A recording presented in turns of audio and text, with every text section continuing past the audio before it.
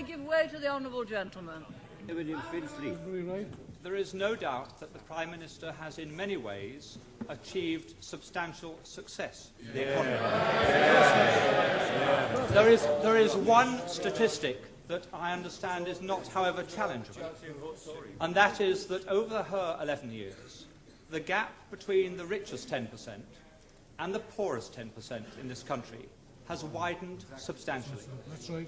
How can she say at the end of her chapter of British politics that she can justify many people in a constituency such as mine being relatively much poorer off, much less well housed, and much less well provided than it was in 1979? Surely she accepts that is not a record that she or any Prime Minister can be proud of.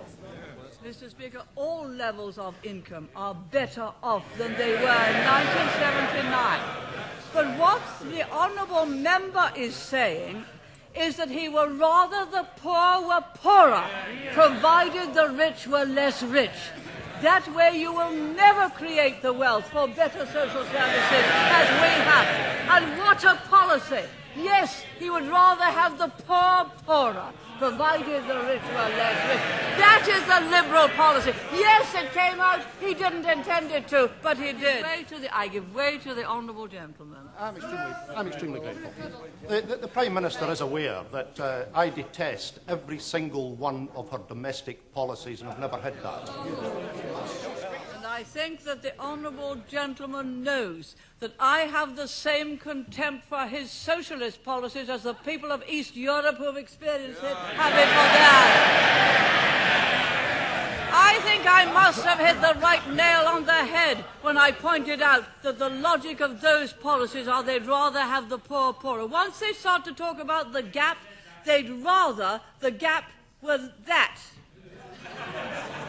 Down here. That. Not that. But that. So long as the gap is smaller, they'd rather have the poor poorer. You do not create wealth and opportunity that way. You do not create a property-owning democracy that way. To the honourable gentleman. I'm most grateful to the Prime Minister. Will she tell us whether she intends to continue her own personal fight against a single currency and an independent central bank when she leaves office? No, she's going to be the governor. On the present structure,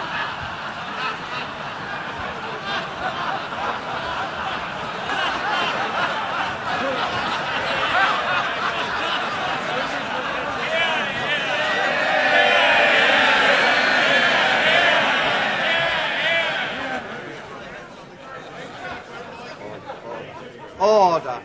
The Prime Minister. what a good idea.